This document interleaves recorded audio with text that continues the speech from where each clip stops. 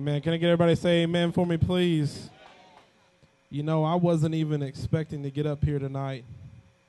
And I was sitting at home earlier. My wife was sleeping. My daughter was sleeping.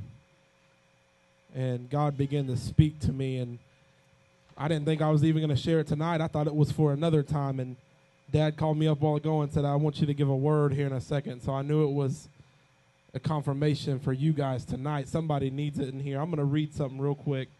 A verse that everybody in here knows very well. In Exodus chapter 3, and it's at the burning bush, and Moses asked him, who do you want us to say that you are? He says, I am who I am. Yeah. And he said, say this to the people of Israel, I am has sent me to you. See, I've heard that preached a bunch of times, talking about the I am, and I believe it's a key verse, but the next verse, I've never really heard it preached, and I promise you, it touched me this afternoon. It's going to touch you tonight. It says, God also said to Moses, say this to the people of Israel, the Lord, the God of your fathers, the God of Abraham, the God of Isaac, and the God of Jacob. Hang on, I'm reading this, and I'm expecting him to say the God of Israel. Because Jacob was the bad side of Israel. He didn't say pray in the name of the God of the good side of Jacob. He said pray even in your struggles.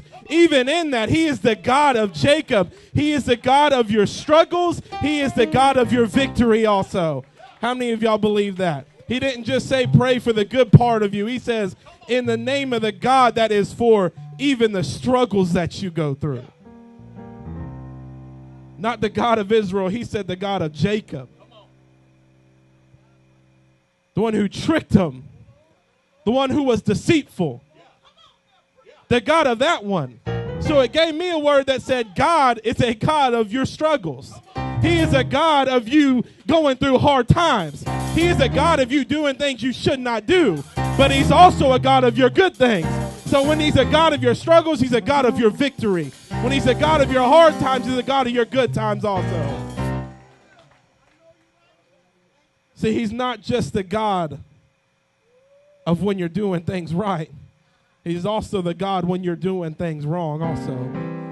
And that's when Jesus stepped on the scene and said, you know what, even when they're struggling, I got it taken care of.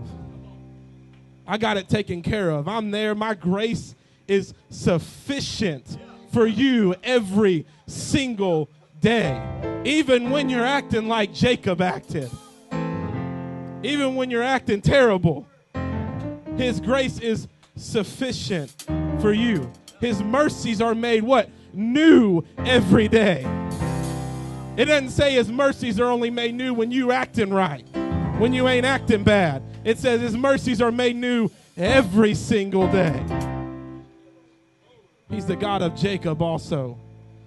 Not the God of Israel. Not the God of the good side. He's the God of the bad side also. Man, that touched me so much. God said, you know, you think sometimes that only I'm here for you when you're doing good.